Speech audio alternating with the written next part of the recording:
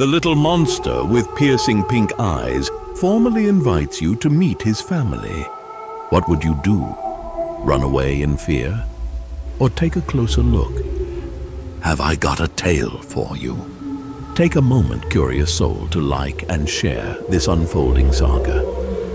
Subscribe to not miss any part of this chronicle. Now then, welcome to Bobbywood Storytime. Ricky the Little Monster with Piercing Pink Eyes. Part 5. House Dracul-Wolf. The little monster's parents of the esteemed House Dracul-Wolf were also contenders for the new king and queen of Hallowood titles. As the new in vogue couple, having only been wed for the past 100 years, their images graced the pages of the terror tabloids routinely. His father was none other than the famed vampire Dracula, at least as far as anyone knows, and they addressed him as such. As for his true origins, however, well, that is another story entirely, and so as the de facto Dracula of Hallowood, one could very well imagine his delight at the prospect of ascending from a mere count to Your Royal Highness. After Dracula's previous tumultuous love affair with his cabal of concubines, he formally ended the relationships, deciding to focus on himself and discover his true desires. That's when he met the striking and ferocious Wolf Lady of London. She was a lesser-known monster, but still, one does know what a werewolf is, and better yet, knows to fear one.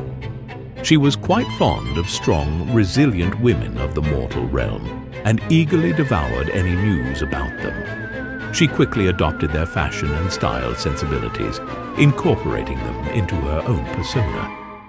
The Wolf Lady wore a tailored skirt suit and coiffed her hair into a sleek, meticulously shaped helmet style. She wasn't a fan of Count Dracula's flippant manner or his choice to consort with concubines. But the Count was charismatic, reliable, and devoted, a combination hard to find in any monster or mortal for that matter. Their union came as a surprise to all of Hallowood, but a welcome one, and they became the unofficial royal couple. The Wolf Lady has taken the lead in managing their campaign for the crown. Her slogan, "Hear Me Howl," was gaining traction among the monsters in this election cycle. The morbidly splendid couple was already blessed with a bundle of horror, a spirit orb of tenacious light, which they called Little Ghoul. However, they couldn't resist the little monster when he arrived at their doorstep some years back. "How terrifying!" the Wolf Lady exclaimed when she first laid eyes on him. "I should like to have a wretched beast as him for a son," she proclaimed, and by royal decree it was made so, and the name Wretched Beast stuck. Though unlike any other in Hallowood, the little monster doubtless appeared a most fitting and horrifying scion of a prominent family vying for the next royal title. As a child, he had a single spiraled moonstone horn marked with subtle streaks of pink nestled between his generous ears, and a series of small spikes adorned his back, creeping all the way to his pitchforked tail. His coat, as dark as a moonless night, bore hints of rich chocolate upon his face, which eventually faded, blending seamlessly with the deep obsidian of his fur. His unique horn dropped off as he grew, much like a deer sheds its antlers. However, unlike a deer, it never grew back. The Wolf Lady, ever the proprietor of relics and oddities, keeps it mounted in the library as a precious keepsake. The entrancing horn of moonstone was imbued with the pale luminosity of the moon's own embrace, and the subtle streaks of pink gave it the haunting hue reminiscent of the very blood moons she'd render her melancholic howls to. She often muses upon its latent potential. Had it been wielded, it might have served as a formidable instrument of piercing might. Her only consolation, his eyes, those unsettling orbs, which radiated an eerily vivid shade of the same haunting pink that no moon could ever rival. Aside from his unknown pedigree, his ghastly looks and prominent standing in the monster community gave the appearance that he had it all, or so everyone believed.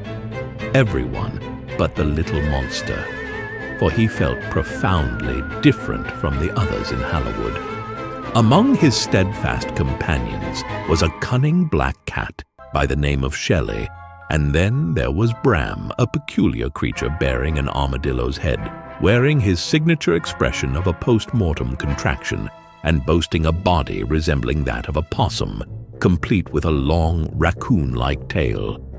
The wolf lady affectionately referred to them as his trash pals, to which they would respond fiercely, declaring, "Trash pals are the best pals."